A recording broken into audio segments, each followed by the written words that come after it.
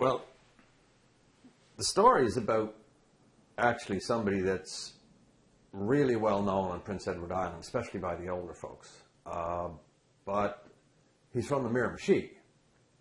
But he became well known, not just here, but across the whole country, as somebody from PEI, because he was a member of a band called Don Messer and the Islanders. And they, of course, hit it big in the 60s. You know, they were one of the most popular groups on television. So anyway, his name, of course, was Charlie Chamberlain. And Charlie was born in the Miramichi, and he was born poor, big family, and the poverty that he experienced, I think, helped explain what happens in this story. Charlie was going to be a lumberjack, but he discovered he had this really good baritone voice and decided to become an entertainer. And he was an incredible entertainer. He was a showstopper. Charlie could affect a crowd at a deep level. You might even call him a master of musical nostalgia. The old hymns, the old Irish songs, the old ballads, he loved those. And the sadder the better. You know, he'd make himself cry and make everybody else cry too. So anyway, in 1953, Charlie and the band were located on PEI. And Charlie had a house down on Churchill Avenue. And it was Christmas Eve. And sometime in the afternoon, he called up his old friend, Russell Down, who was a member of the police department. And he and Russell had known each other for a long time. And he invited Russell over to the house for a few tunes, and doubtless a few drinks. And so Russell was pleased to oblige. Russell grabs his guitar. Pretty soon he's in Charlie's living room.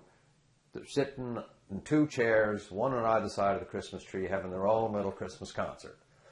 Anyway, they sing some carols, doubtless, and they were, the way I heard the story, they were right in the middle of Down in the Little Green Valley, the song, when there was a knock came in the door.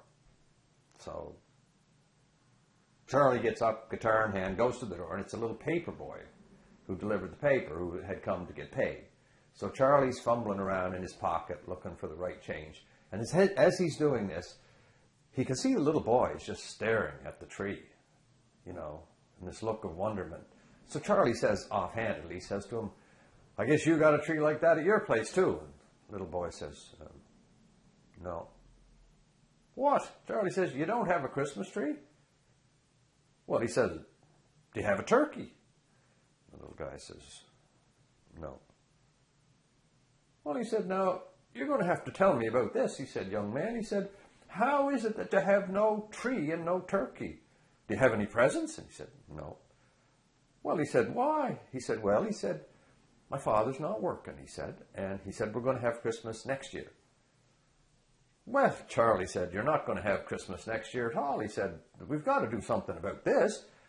And Russell Down, who was the witness to all of this, and was the guy who told me the story, he said he never saw anything quite like it. He says, because Charlie jumps up and he takes in the great big hand of his that he had, and he pulls the plug on the Christmas tree lights.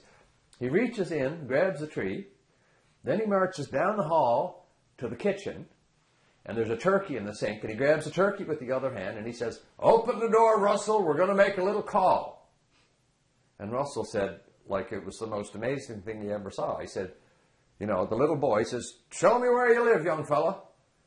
So here they are going up through the snow, the little guy leading the way, Charlie behind, with the tree lights dragging in the snow, and the turkey flopping in the other hand, and Russell bringing up the rear.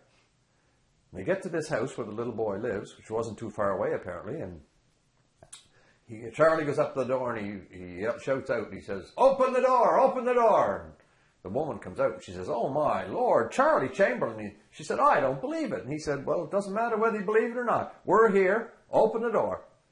So the woman opened the door. Charlie marches in, plunks the tree in the corner of the living room, takes the turkey out to the back, drops it in the sink, and then exits the house as dramatically and flamboyantly as he had entered. "Merry Christmas," he said.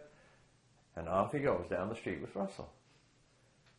Now, as they're going down the street, Russell says to Charlie, kind of diplomatic, he says, "Charlie," he said, "you do realize, like, that you don't have a tree at your house now, and you don't have a turkey, and the stores are closed here any minute."